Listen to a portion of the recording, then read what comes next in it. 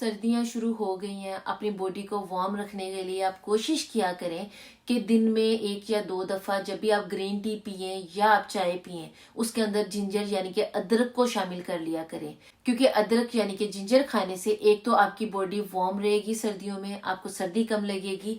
दूसरा, ये हमारी इम्यूनिटी को बेहतर करता है। ये सोर थ्रोट के लिए बहुत अच्छा है। नोजिया यानी कि जो दिल का खराब होना उसके लिए बहुत अच्छा है।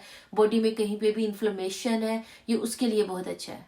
और अगर डेंगू फीवर के सिम्टम्स भी हैं तो आप ज्यादा से ज्यादा अदरक को अपनी चाय में या ग्रीन टी में शामिल करके पिया करें, ये उससे भी आपको निजात दिलाएगा।